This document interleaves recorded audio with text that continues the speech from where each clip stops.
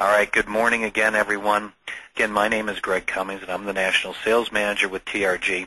And I'd like to invite everyone to spend some time with us this morning to talk about Importer Security Filing 10+2. As valued bond customers, we're very interested in making sure that we provide all of the educational information necessary for you to understand ISF, what it means to you, and what it means to your operations on a future basis. So we appreciate everyone taking the time this morning to join us for this. And again, the good news is we've only got 10 slides to go over. We're trying to be very succinct and forward in the information we're giving you today. And in addition to that, once we're done, we're going to open it up for Q&A and give you a chance to ask any questions that you may have. If you've got any confusion over ISF or maybe some of the experiences and difficulties you may be having, we're here to answer those questions. So the first slide that you can see on the screen right now is a little bit ominous, and it's that way on purpose, because if you haven't started filing your ISFs yet, you risk being one of the first importers to potentially be fined when we do move to compliance on January 26th of 2010. And the reason for that is because the good news is we have a very good information flow coming directly from CBP.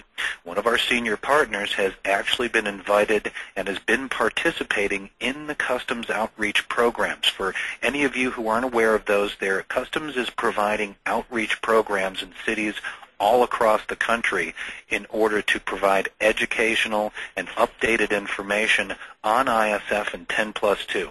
How it's affecting the importing community, and some of the experiences that importers are having in trying to get that job done.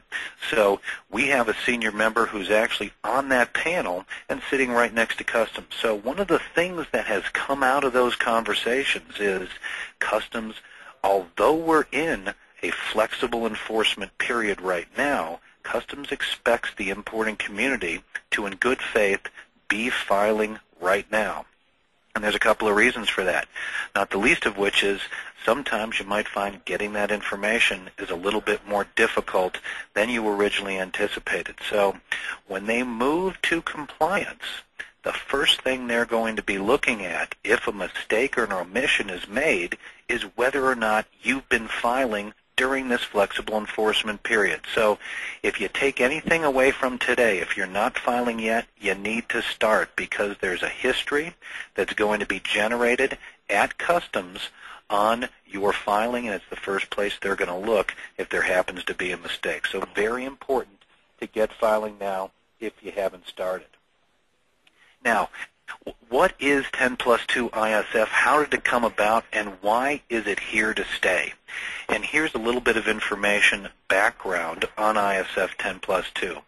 You might recall that post 9/11, Congress was very interested in looking at ways to protect the borders to a greater degree than they had in the past. So one of the first pieces of legislation they passed in 2004 was a bill to force full exam of cargo containers by 2012.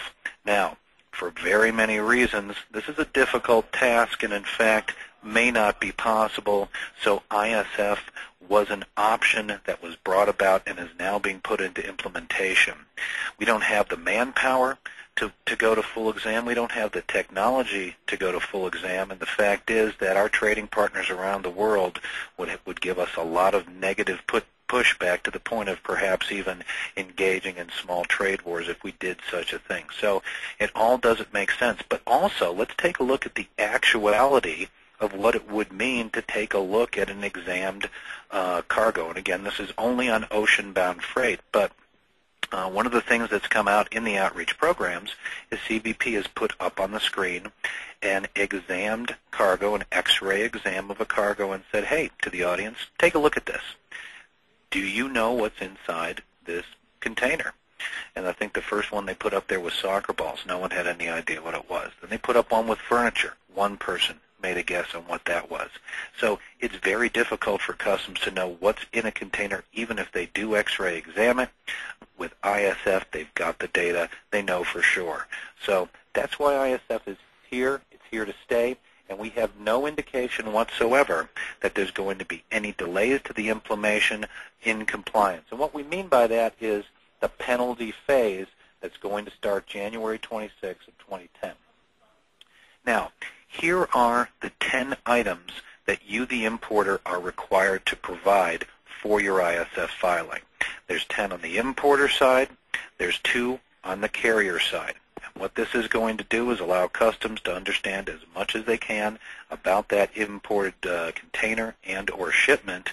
There's also another item, the 11th kind of shadow item that's on there, and that is the bill of lading. So the bill of lading is going to be used by customs to match your 10 items to the carrier's 2 items. And this is very important because in that match, they're going to be able to determine if you filed your ISF on time. We can also tell you, anecdotally, that this has been one of the more difficult items for importers to obtain. In the past, if we look at our supply chains, we've been getting our bill of ladings well after the ship sails, oftentimes with our arrival notice. That all must change now because ISF requires that you file these 10 items with the bill of lading 24 hours prior to the lading of the vessel. So think about that. This is a big change, and I will tell you right now, for those of you who are just getting started in providing the data set or getting this data set, you will find that's the toughest item to get, and you'll even get pushback with people telling you that they can't get it to you. The fact is, you can get it. We have hundreds of customers who are filing their ISF right now. They're getting the bill of lading well in advance, and they're able to file successful ISFs. So it could be frustrating for you at the outset, but you are going to be able to get it done. We can give you that kind of comfort, okay? But you got to start now. And for most of you, if you're filing right now, you're probably in charge of obtaining the data set to give to your broker to do. So that's where we all start. We start with getting the data set, getting it accurately, and getting it on time. So though that appears to be a barrier to jump out of the box, but you're going to find you're going to be able to do it. And once you obtain that information, then you move forward, get it to your broker, and ensure that they're doing it on time. Now, here are some of the dates we talked about. We first learned that ISF was going to be put into effect in November of 2008. It went effective for flexible enforcement January 26th of 2009.